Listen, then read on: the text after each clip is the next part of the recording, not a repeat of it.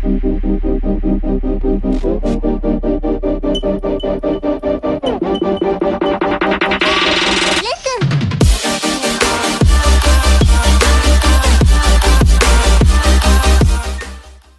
and welcome to the Corner 3 NBA show. My name is Alex. My name's Ross. And my name is Zach.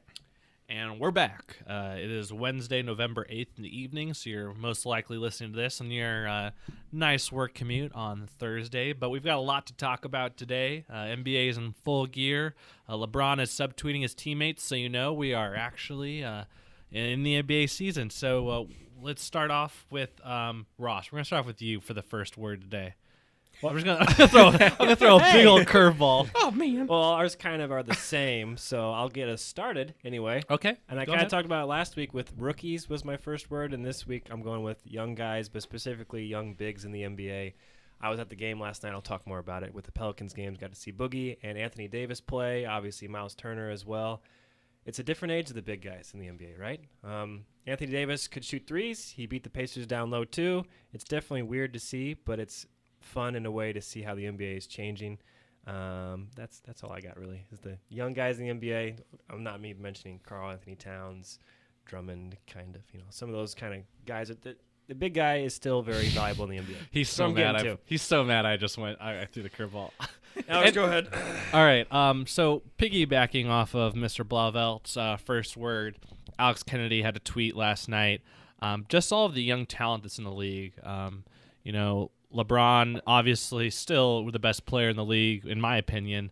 Kevin Durant, Curry, awesome stars right now. But the future of the NBA looks really bright. You've got Ben Simmons, 21 years old, Karl Anthony Towns, 21, Giannis, 22, Porzingis, 22, Jokic, 22, Embiid, 23, but those knees are 55.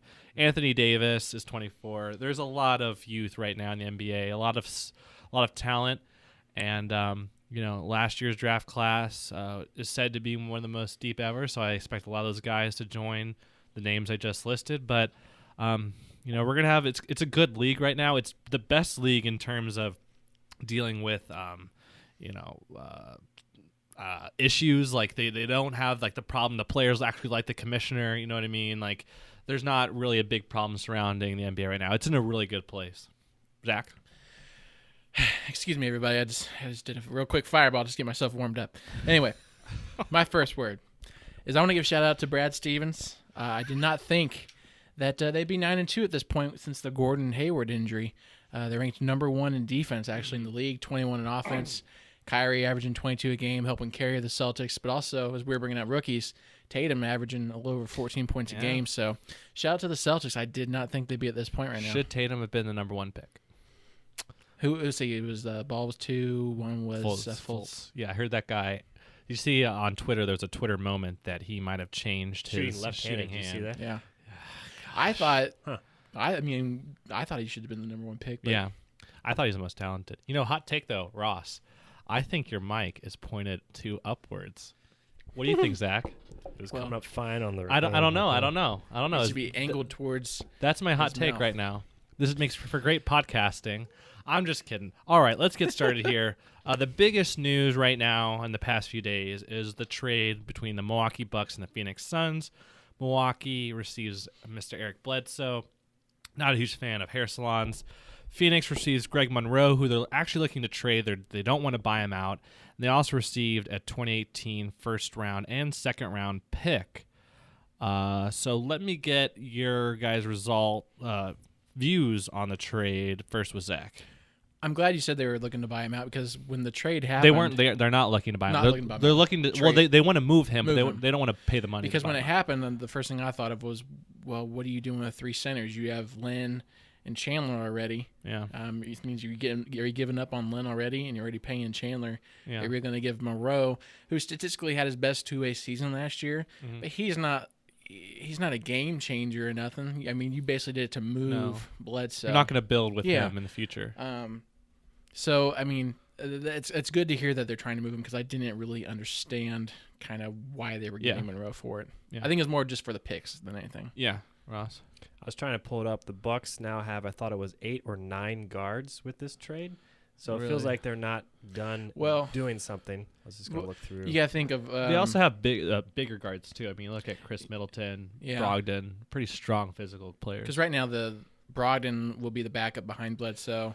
Well, there's talk about him playing the 2. Brogdon Over playing Snell? the 2. Yeah. Oh, well, I mean, he's a good defensive player, and Snell's not really known for his shooting ability. So, I mean, swapping it out. What do you think this means? I think I tweeted this out yesterday. Are the Bucks now the number 2 in the East behind the Celtics? I mean, do you think now? I mean, where are your power rankings right now in the East? Let's do that. So I think everyone has the Celtics number 1. Yeah. Despite, like you said, Zach, Gordon Hayward. So is number 2? Do we still, even though the Cavs have been awful, just because LeBron and the history has been 7 straight NBA Finals, do we still say at the end of the year that they're going to be there? Not necessarily power rankings, but where do you see the Eastern NBA playoff picture? Bucks right now are 12th, 4-6, but I mean everyone's still very tight in the East. But I mean the Pistons are number 2, so what can you say about that? Come on, Why do you just Muppet voice? They use Muppet voices when you talk about the Pistons. No, Celtics 1. I think you got to put the Raptors up there and the Wizards once they get right. But the Bucks, once this team gels, they got crazy length across that starting lineup. Can you give us the Eastern Conference rankings right now? Right now, Celtics 1, Pistons are 2, Magic are still 3. Wow. Raptors are 4, the Knicks are 5, Sixers are 6, Wizards are 7, and the Pacers are the 8th seed currently. Well, it's still very early. It's still there. The only teams that are out of it are the Hawks and the Bulls. So the question was, behind the Celtics, who are the power rankings? I would probably go, just because their track record, probably Raptors. Yeah. Yep. And even though they're playing terrible, I got to put the Cavs at 3. You can't, put LeBron way back. I mean, I know. Yeah. It's hard to do that. I completely agree. I mean, I think, with all of the length that the Bucks have, they're going to be a really interesting team when they do play the Celtics, to give them trouble, because the Celtics don't really have a lot of length. I mean, Horford's their center, and he's 6'10". So it'd be really interesting to see what kind of problems that the Bucks can cause the Celtics. But like you said, it's really hard to put LeBron down right now in the NBA. But the next kind of question we have into that is Phoenix's plan moving forward. So 50th season, not going so well. Not going so well in the celebration. Ross, what can they do to keep Devin Booker? I mean, he'll be a restricted free agent, but how do they keep him past that? I mean, is there a path right now forward? Well, normally players re-sign that first contract with the team that drafted him. Pacers got Paul George to stay on, so they got another couple years. He'll be restricted, right? Yeah. He's going to stay, but is it past that 7th year eventually when they get there? These 2 picks are heavily protected. I forget the specifics on them that they're getting from Milwaukee as part of the trade. Probably won't be very high unless Milwaukee something happens to him. I don't know. I think you'd have to show him you're changing the culture in the building with the firing of the coach so quickly. Obviously, there's other stuff going on with that. They got some work to do to convince a player like Devin Booker that this is where you want to stay and spend your prime. Yeah. I mean, I was watching The Jump today, and Brian Windhorst was talking about how ever since Steve Nash left, the stories come out of Phoenix haven't been that positive. I think a lot's going to rely on who they hire this offseason, because obviously they're not going to stay with their interim. No. So it's interesting times. Phoenix is a team that's kind of looking for answers right now, even though they just drafted Josh Jackson at the 4th pick, but there's a lot of issues right there. Next is Kristaps Porzingis. He's been on a tear. As Pacers fans, we have felt the full force of his little tear he's been on, but the wrath of the Porzingis god. Did you guys see this? Because last year he had a kind of a disappointing year by a lot of people's standards. He had that weird exit where he didn't stay for the exit interview. A lot of issues with Phil Jackson. Now Phil's gone. What exactly are your guys like? Did you guys see this coming? Did you think that Porzingis was going to be this good this year? I mean, I don't think it'd be this good this year. You knew he was going to be good. But now Melo's gone. Those opportunities are now going his way, where he officially is the man. And he's tearing it up. He's got 30 points a game. He's averaging over 2 blocks a game, 7 rebounds. He's shooting 55% from the field and 83% from the free throw line. I mean, he is tearing up. I think he scored 15 points in a row against the Pacers. Yeah, his length and his shot is just you can't stop it. I mean, he is a longer version of Dirk, is what it is, but more athletic. I think he is more athletic than Dirk. Because what is he, 7'2", 7'3", 7'3", plus his wingspan. I mean, Thad Young for the Pacers couldn't even guard the guy. I mean, your hand can only go so far, your vertical can only help you so much, and he just you can't block his shot. And he's got the touch to it. So. And then on the other end, him blocking shots. He had 6 or 7 blocks against the Pacers, enough so that the guys were afraid to drive to the rim at the end of that game and messed up the flow of the offense. But did I foresee him being this good? I felt like he would. I didn't think he'd be happy being in New York the way he left that exit interview. But it's kind of, I don't know, seeing New York actually have a player and see them have a future is kind of nice for them in a way.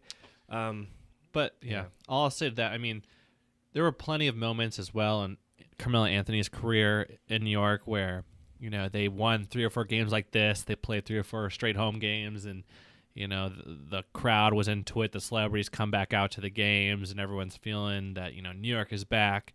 But, you know, this team is also really bad. I mean, they beat the Pacers. They beat the Hornets.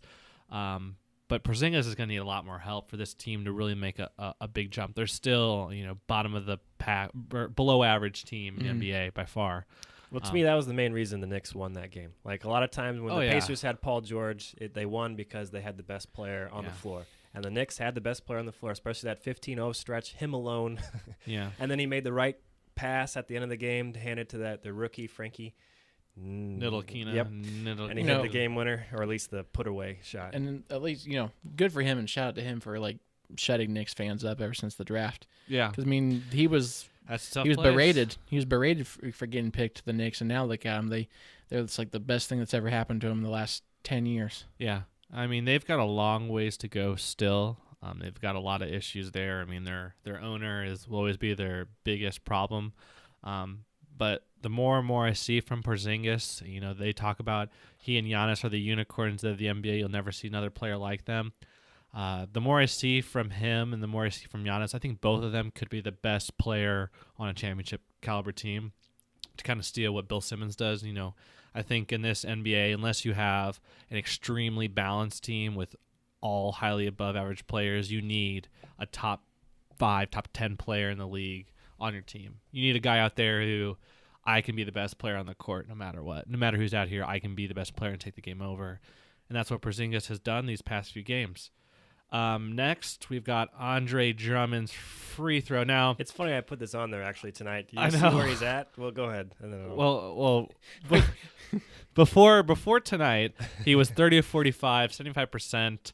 People are going a little bit crazy about his free throw percentage, even though his mechanics haven't really changed. Did you say 45 or 75%? 75%. 75 this season. Okay, do you want to talk about Ross? I mean, yeah. What's happened tonight? Well, right now that's the end of the third, near the end of the third. He is 0 for 7. Oh, so I think that storyline just died. Yeah, 0. That's the original. That's The original 0%. storyline was, hey, Andre Drummond's shooting 75% on this year compared to his 38% career average, but that just went down a lot.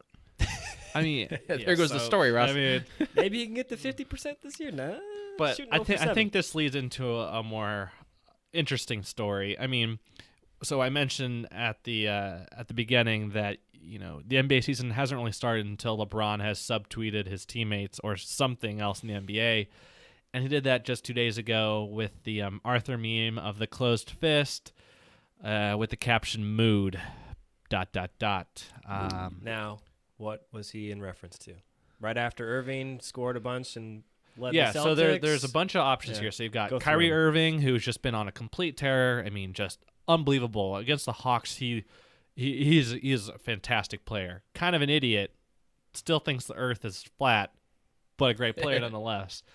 Come on the show. And then you've got losing. You've got they're terrible. B. C. Bledsoe, who is you know, his agency, which he claims not to have a partnership in. Bledsoe is a client, and Bledsoe did not come to the Cavs. Yep. So you've got kind of those 3 options, and then the team just stinks. Which one do you think, guys? Which one do you think it is? You think it's a combination? I think it's kind of A and B. Yeah, I don't think it's C. I don't think he cares about Bledsoe being on the team. I think it's more. I think it's more of them losing. Yeah. and having issues. I mean, he sent out another picture of him. There's like 6 pictures of him with his fist when he was on the Heat earlier in his Cavs career now, and then that Arthur photo again saying, well, I've always loved Arthur. He kind of walked Mood. it He kind of walked it back and Ish. stuff. But I think it was, like you said, it's subliminally sending a message to his team. He's not happy with the way they're playing.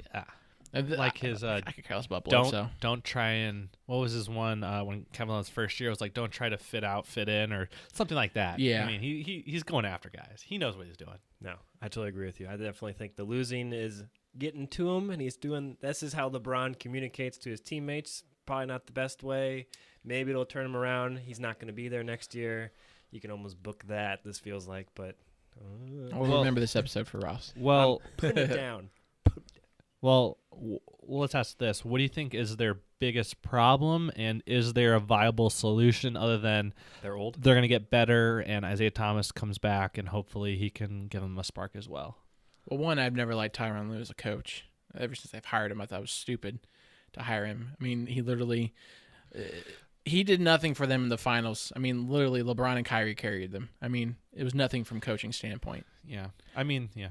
And then I forgot the question. I just got on. Will they get better? What will it take the Cavs, to fix the I don't problems? think it's probably one thing. I think, Yeah. They're they not great on struggle. defense right now. They're terrible on defense. They have to figure out some sort of lineups where, I'm trying to think of someone on their team who's a defensive stopper. I just can't think of everybody.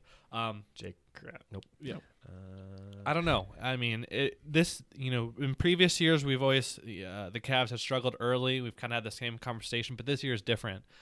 They just can't score enough to just try and outscore teams. Duh, that's a stupid thing to say, but you know what I mean. They can't just outscore teams and not play defense. Yeah. They have to because they just don't have the ball. It's almost like they've had this run lately of the last couple of years where they'll pick up a bunch of, I wouldn't say washed up players, but they're older players who aren't in their heyday anymore at the midseason point. Yeah. Championship. Well, they did this Right. at the beginning of the season with D Rose and Dwayne Wade. Oh, I like this. Keep going. And these guys, they're just not what they used to be. They Yeah. thought, big names, make the fans happy, make the league happy, It's ESPN happy. But this is the same moves they made at the midseason point, getting Bogut or Darren Williams, big names back in the day, but they're kind of washed up now. Yeah. Well, that's the same I thing like they did at the that beginning of point. the season. I like that point. And now it's showing they're out of shape, not playing defense, can't hit any Yeah. jumpers. Yeah. I mean, they pretty much made their midseason move at the beginning of the season. And it's funny we say that because at the beginning of the season when we did a podcast show, we said they should be good. Look at their lineups. But of course, like I said, we're going for they were big names at one point. Yeah. And they're not big names it's a anymore. long season too, and these guys are older. I mean, Dwayne Wade's older. Derrick Rose, he's still on a minutes restriction. He'll be on a minutes restriction all season long. They've got Jose Calderon. Kyle Korver's getting up there in age. Jay Crowder really hasn't been the same since his injury a couple years in the playoffs. They just have a lot of older guys, and their lineups don't really make sense. Shumpert's having a hard time staying healthy. This team is just, I don't know. I mean, Old. they might not finish in the top 4 in the playoff standings. Oh my gosh, the league would hate that. There'll be a way they'll finish in the top 4. It'll be the first time in 8-9 years that LeBron isn't up there, or at least I don't know. It's going to be weird because this team has so many holes. they're 10th Yeah. right now, 5 and 6. Well, and kind of get back on that mood picture, that Draymond Green, he says he didn't have a reply to that. Yeah. But he posted a picture of him celebrating with his tongue out, and then mood ... And then when everybody kind of called him out on it, he says, "Oh well, if I was going after someone, you would know about it. I'm straight up with it and stuff." And it's like, dude, you are such a liar. Like you wouldn't just put a photo after LeBron does that with the same title and everything. Oh man, I can't. No, go ahead. Go ahead. No, that's all. That's No, that's okay. good. And he said he didn't even see what LeBron posted. Mood. Oh, so just so Two guys, happens two- that within a certain time span, you post the same words, but a different picture. Interesting.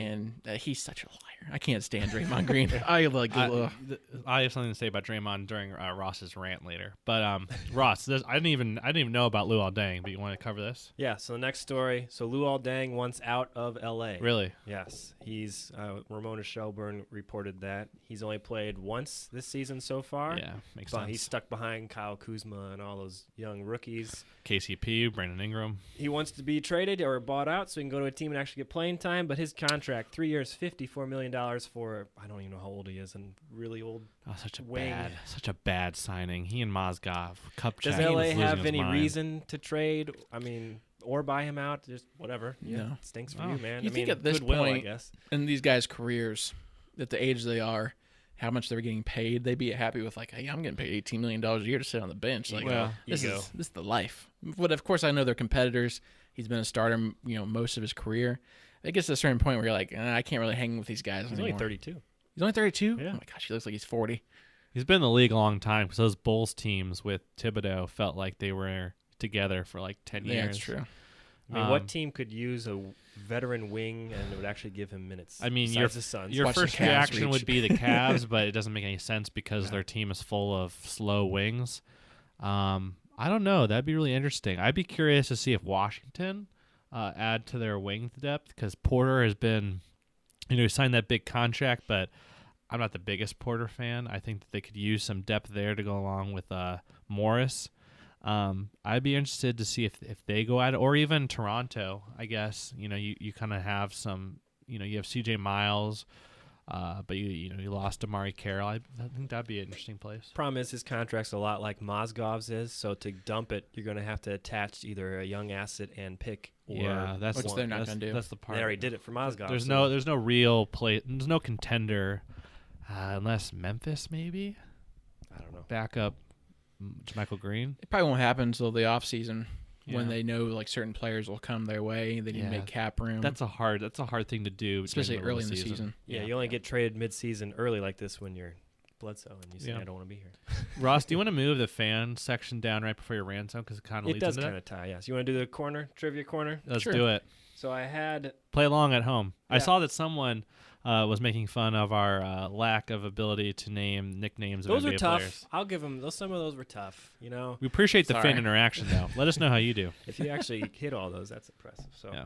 I was doing all that research into Drummond, which didn't really work tonight, obviously, his terrible free throw shooting. But I was looking back. Drummond's first All-Star appearance was in 2016 in Toronto. And that's not too long ago. I That's thought, 2 years ago, right? yeah, 2 years ago. Not this last Okay. All-Star, the one before. Okay. So I thought, can we name the All-Stars on the Eastern Conference 2 years ago? It's only 2 years ago. Okay. How many were there? 15? There were 2 injury replacements, so 14. Well, Carmelo obviously- Anthony was one of them. Okay, yeah. Let's go one at a time. okay, We'll okay, go through the okay. starters. LeBron, obviously. LeBron, yes. Kyrie Irving. He was not. On the All-Star team? No, not in 2016. John Wall. John Wall, yes. He Paul was a reserve. Paul George. was a starter, yes. You already Um, said Melo. I'll give you that one. Carmelo was a starter. Got 2 more starters. The Kevin guards. Love. Love was not. I think, am I going too far back? It's only 2 Jimmy years ago. Butler? Jimmy Butler was an injury replacement. Or he didn't play. He was Okay. Yeah, but he got replaced. You're missing 2 starters. Dwayne Wade, What position are we missing? point guard.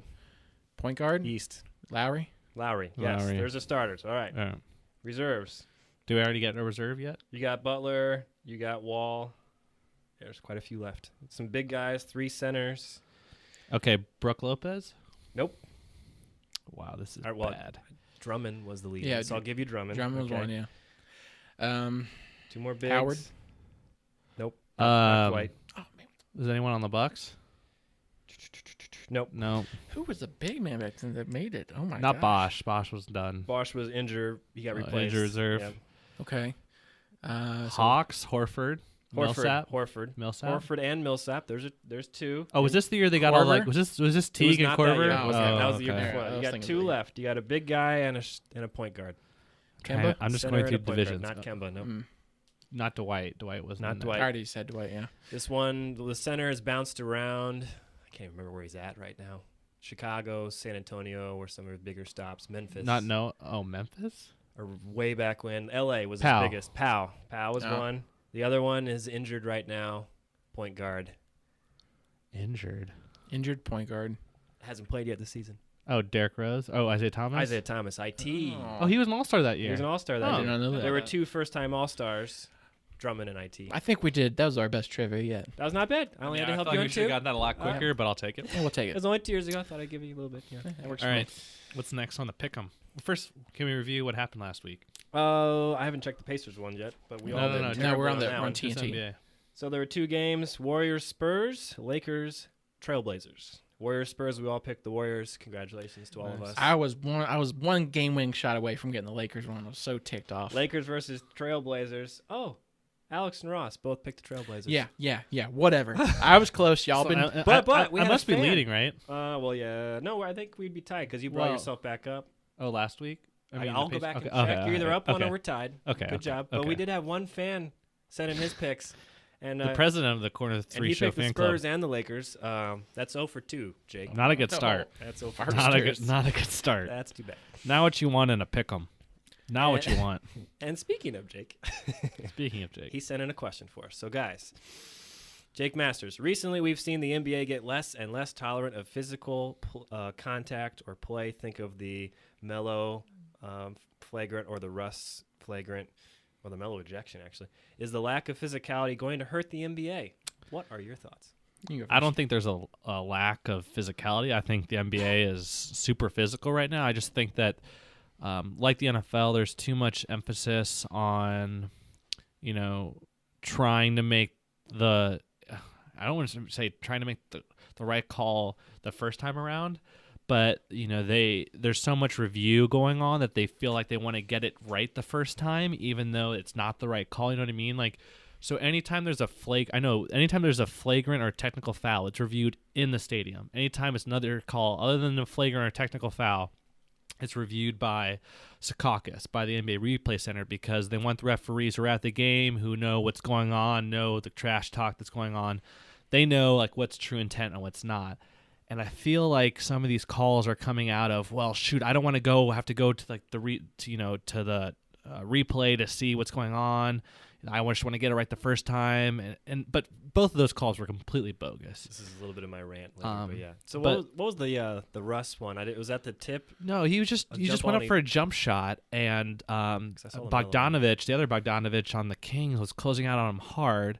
Russ, I first thought they called him on a flagrant for kicking his leg out, because I know as a shooter now you're supposed to, the Reggie Miller rule, you're not supposed to kick your feet out. But they on like his follow through, like he hit him in the eye. It's like guy was closing out on him as like hard as he could. Like, how is that Russ's fault? It was just such a stupid call. And the thing that made me so upset was that they called it as soon as it happened. Like, they're like, flagrant one. It's like, how in that instant could you possibly have determined that that was a flagrant one? I mean, flagrant one is not supposed to have intent, but still, it's ridiculous. I mean, you have no idea. Just call if you think it was an offensive foul, call an offensive foul and then review it. It's like the Melo one. There wasn't Yeah. intent there at all. I mean, he was trying to draw a foul. He turned his back, but he wasn't. If he was leading with the elbow, he would have gone. The with Melo the thing elbow. was the stupidest thing I've ever seen. That was the stupidest thing. Why disrupt a game like that when just to bring more attention? But I don't think there's a lack of physicality. I think it's definitely more of NBA referees trying to cover their own butts. Yeah, I wouldn't chalk it down as a lack of physicality or that it's going to hurt. I just think the NBA has got to even out what they're calling and not doing these automatic flagrants, automatic ejection things. Like, I'll get into the rant later with referees trying to cover their butts like that. They're kind of, sometimes it's ridiculous and they're throwing them out. Sometimes like the 76ers game, Embiid clubs Joe Young in the back of the head. That was ridiculous. That's fine. Yeah, it's okay. That one was a punch. Yeah. Practically. No, I think that there should never be an automatic ejection or automatic flagrant 2 that's in a live ball situation. Now, if it's a dead ball and it's a guy barking, a guy fighting, that's easier. But in the course of live action, how can you determine malicious intent with everything else going on in the game? There's 3 of you, there's 10 players on the game, plus fans, plus the noises, plus everything else going on. It is really hard to make that type of a decision. I mean, I don't think they should be expected to make that type of decision in that moment. And I think that there should be, hey, I saw something here. It was a common foul. I don't know. Let's go take a look. Okay, let's go take a look. But don't totally disrupt a game like that. Yeah. Sorry, we covered a Zach lot of it. is. Well, I'm just sitting here. Yeah. Well, the only thing I thought I didn't agree with any of the flagrant rejections. I did think watching it, the only thing I got from the Anthony one was, why is he has a clear lane for that layup on the left side. He's trying to the get thing. fouled. I know, but my whole point is, why is he turning his body to throw it behind his head when he could? And then that's his own fault for getting that flagrant, in my opinion. I know he's trying to draw a foul, but he could have gotten in one if he just went with his left hand and banked it on the layup. An ejection, I don't know. Yeah. But it was stupid. Yeah. He has the left side completely open, but he decides to turn his body and flail and try to get that. I mean, That was more of him, I think, trying to be like sell it, like, oh, like I clearly got fouled rather than try and finish through the contact. I think a lot of the times, especially stars, once they know they can get the call, will just try to get the call, not try to finish the play because they're like, I'm going to get this. I just need to get fouled. which was stupid. But I mean, I agree. He shouldn't have been ejected or gotten a flagrant or anything. But that one was, my opinion, that's his own fault for doing the stupidest layup I've ever seen attempt. Ross, what's your rant about? I agree. Similar. Well, we've already touched on a lot of it, but I'll just go another step further, maybe. So, For the rant zone. For the rant zone. A lot of us as fans, we enjoy going to the games and yelling at the referee, good or bad. Let your frustration out during the week. So, we all experience this each night. We've already touched on about the calling, covering their butt thing. But last night at the Pacers game, there are 3 referees. Foul happens in front of 2 of them. The third one's behind, at the top of the key. He's behind the play. Looks like double foul. Both guys get hit. You don't know what to call there. The 2 refs look at each other. I don't know what to do. The one behind calls it. Boop. That drives me bonkers. You're behind the play. These 2 guys, your job, I mean, one of you missed it. Okay, both of you missed it. One of you has to call it. Guy behind the play, he didn't see it clearly. No way. And he calls a foul on the Pacer guys. Really? And then later down the court, Boogie kind of swings. Thad kind of swings. They both tumble. Thad's clutching his face. Maybe he sold it. You really couldn't tell what happened. Yeah. Refs go to the replay, cover their butts, and they go, double foul. Double foul. Someone did something. The double foul is just like, I don't know, jump ball? Double foul is the stupidest call in the NBA. Going. Or double technical is also the stupidest. Double technical or just as bad. It's just like the jump ball thing. When I don't know, there has to be one side or the other unless both guys are swinging at the same. Yeah. It bugs me when they just do this stuff to cover their butts. I don't know. You call it. Your job as a referee. Call the play. It's right in front of your face. Come on now. You get paid to do this. Especially if you have replay. I mean, what's so hard about that? They stare at that replay for felt like 5 minutes. It was so long. They were playing the Jeopardy music. It was like, wow. Yeah. One of you. Come on, guys. My whole thing is, I mean, first of all, you have to be crazy to want to be an NBA referee, and you have to have a bigger ego than the normal person because Joey. It's just so many of these calls. I mean, there's some really good NBA referees. I like Dan Crawford. I like Billy. What's his name? Kennedy. No. Billy Kennedy. Yeah. I like Billy Kennedy. Yeah. I think there's some really good ones. But man, oh man, some of these referees, like Mark Davis. Mark Davis was the referee at the Pelicans game, and just some of his calls are just awful. I mean, just like clearly trying to draw attention to yourself that you called the foul. Like I think of that drive. I mean, for NBA fans in general, this will mean nothing. But there was a drive by Jameer Nelson to the hoop. Darren Call. I mean, he didn't. Touch Mark Davis. anybody. Mark Davis couldn't have had a better angle at the space between Darren Collison's body and Jameer Nelson's body. And there was not a point in time where Jameer Nelson is being hit or fouled by Darren Collison. He's old and landed flat and fell over. The ball goes up. The ball rolls across the rim just long enough to make the call look terrible because it was clear that Mark Davis wasn't going to call foul if the ball went in. And he waits until after and he it hits waited, the rim, but it was up there too long. So he's like, oh, crap.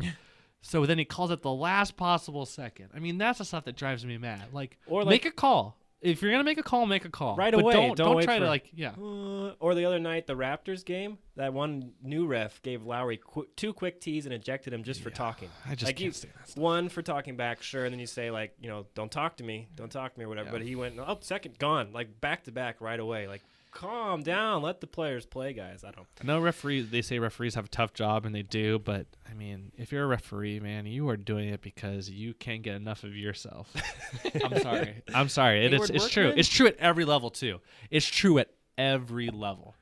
I mean, I think we'll rant about referees a couple times. I have stories upon stories, and it's just infuriating. You are a high school basketball referee. You do this at Friday nights from 7 to 8:30. Just do your job. Okay. I'm sorry. Sorry. Let us know what you think of referees. Yeah, let us know what you think of referees. Actually, wait, we should say this earlier, but quick announcement: if you're in the Indy area, we will be doing a live show with the Sideline guys, Pat Boylan and Jeremiah Johnson.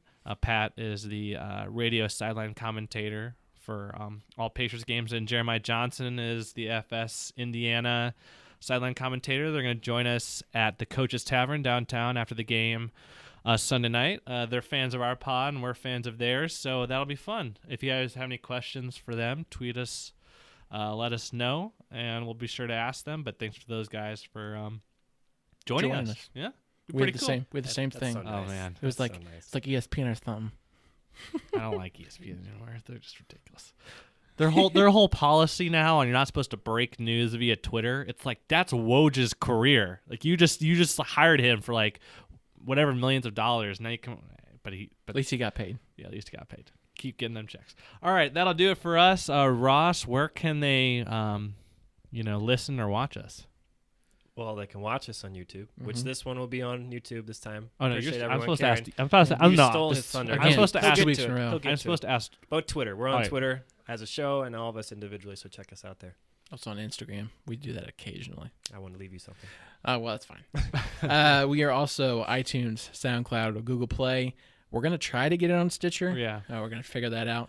Obviously, if you're watching this, we are on YouTube. Subscribe, like, tell your friends about it. I think that's all. Yeah. Am I forgetting Big increase something? in following the past few weeks. We appreciate it. All-time highs on views, podcast downloads. Keep it up. Subscribe, unsubscribe, resubscribe. Subscribe, unsubscribe, resubscribe. Go to the Apple Store. Subscribe all those iPhones. Leave a review. Tell your friends. Thanks for listening. Thanks for watching. We'll talk to you Sunday. See ya. Peace.